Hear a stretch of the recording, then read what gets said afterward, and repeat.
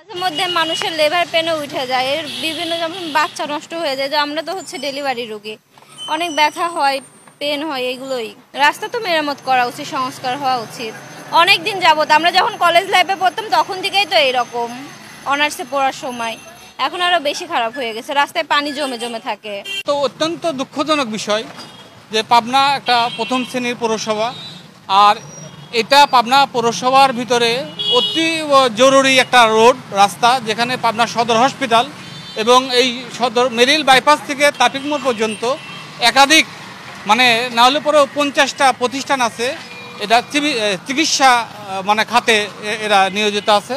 এখানে প্রতিদিন আমার মনে হয় যে হাজার হাজার রুগী যাতায়াত করে এই রাস্তা দিয়ে।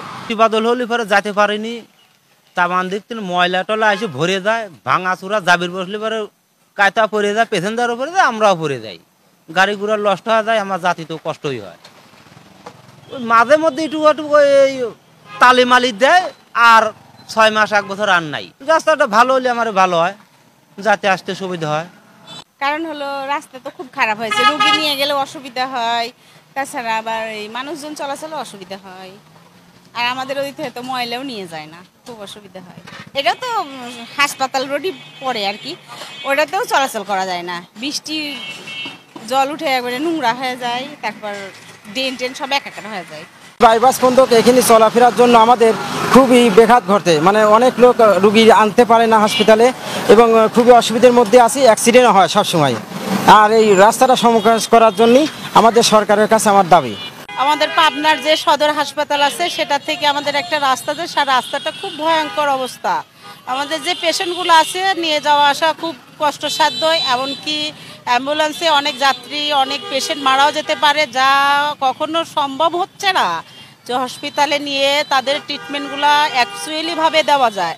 তার আগেই আমাদের পেশেন্টগুলো রাস্তায় মারা যায়। এর জন্য আমি কর্তৃপক্ষের কাছে চাচ্ছি যে আমাদের রাস্তাটা ভালোভাবে মেরামত করা হোক। আমাদের শুধু সাধারণ জনগণই না, অ্যাকচুয়ালি হচ্ছে পেশেন্টগুলা, বর্তমান পেশেন্ট আমাদের বাংলাদেশের যে অসুস্থতা বাড়ছে, সেই পেশেন্টগুলা যাতে সুস্থভাবে যাতায়াত ব্যবস্থা করতে পারে, অ্যাম্বুলেন্সগুলা যাতে ভালোভাবে যেতে পারে, সেই জন্যই আমি মানে যে চাচ্ছি যে আমাদের পৌরসভার নিকট চাচ্ছি যে আমাদের রাস্তাটা ভালোভাবে মেরামত করা হোক।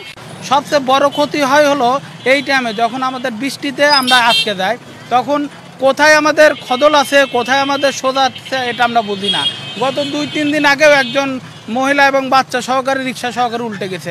রিক্সাওয়ালাকেই দোষ দিবেন নাকি কোথায় দোষ দিবেন? কারণ উনি তো রাস্তায় দেখতেছে না। একটা চাকা যখন খদলের মধ্যে পড়ে গেছে, অপোজিট চাকা উপরে। আমাদের সাধারণ মানুষের কথা হলো, আমরা এখন সবাই জানি যে পৌরসভার মেয়র নাই বা যেটাই হোক, এনিহাও আমাদের রাস্তা আমরা সংস্কার চাই। এখান থেকে মানে আমরা রুগী নিয়ে চলাচল করে রাস্তার যে কন্ডিশন একদম বাজে অবস্থা, আমরা টাইম টু টাইম হাসপাতালে রুগী পৌঁছায় দিতে পারি না। অনেক সময় দেখা যাচ্ছে আমাদের গাড়ির ভিতরে রুগী মারা যায়। আর বিশেষ করে যে ডেলিভারি রুগীগুলো, এই ডেলিভারি রুগীগুলো টানতে গেলে পরে অনেক সময় দেখা যাচ্ছে রোডে ডেলিভারি হয়ে যায়, এবং কি এর ক্ষেত্রে রুগীর অনেক রকম সমস্যা দেখা দেয়। মূলত পাবনা শহরে সবচেয়ে ব্যস্ততম রোড হচ্ছে হসপিটাল রোড। হসপিটাল রোডের এই বেহাল দশা হচ্ছে গত 2 থেকে 3 বছর ধরে এই অবস্থায় পড়ে আছে। কোনো জেলা প্রশাসক বলেন আর হচ্ছে পৌরসভা প্রশাসক বলেন, কারো কোনো দৃষ্টিপাত করে না। এখান দিয়ে প্রতিদিন রুগীরা যায়, এটা এতই জরুরি যে না, যদি পৌর কর্তৃপক্ষ যদি না দেখে তাহলে এখান দিয়ে রুগী নিয়ে যাইতে বসে রুগী একদম আরও রুগী হয়ে যায়। এবং এই সদর হাসপাতাল রোড অত্যন্ত গুরুত্বপূর্ণ একটা রোড পাবনাবাসীর। এখানে প্রতিদিন অসংখ্য মানুষ যাতায়াত করে। বিশেষ করে এই রোডের সাথে অতি গুরুত্বপূর্ণ একটা হাসপাতাল, তাছাড়াও এডওয়ার্ড কলেজ, বিভিন্ন শিক্ষা প্রতিষ্ঠান। আর সবচেয়ে বড় কষ্ট লাগে এখানকার মানুষ, সাধারণত রুগী, অসুস্থ মানুষ যাতায়াত করে। অসুস্থ মানুষ যাতায়াতের সময় আরও অসুস্থ হয়ে যায়। আমাদের তো অনেকটাই প্রবলেম ফেস করতে হয়। এই যে যেমন ধরেন বৃষ্টি শুরু হইলে মানে রাস্তাঘাটে কাদা হয়, মানে বিভিন্ন যে গর্ত, সেই গর্তগুলোতে হচ্ছে আমার মানে পানি উঠে যায়, তখন তো মানে চলাচল করতে খুবই অসুবিধা হয়। আবার এই যে ধরেন যখন রুগী নিয়ে যায়, মানে বিভিন্ন প্রকার যারা মানে সেন্সিটিভ যারা রোগী আছে, তো তাদের তো অ্যাম্বুলেন্সে করে নেওয়া হয়। কারণ অ্যাম্বুলেন্সে যখন যাইতে হয় তখন এই যে রাস্তাতে বড় বড় যে গর্ত, ওই গর্ততে যখন গাড়িটা যখন পড়ে তখন তো মানে খুব একটা ঝাঁকুনি হয়, যার কারণে রোগীদেরও খুব অসুবিধা হয়।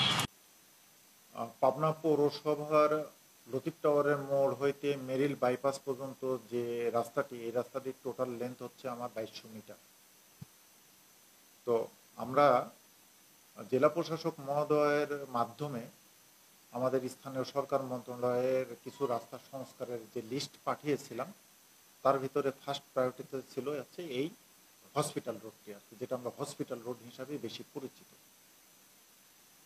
এর প্রেক্ষিতে আমরা এই কিছুদিন আগে আর কি, কিছুদিন মোটামুটি আমরা প্রায় 15-20 দিন আগে ওই রোড সংস্কারের জন্য এবং আরও কিছু রোড সংস্কারের জন্য একটি বরাদ্দ পেয়েছি।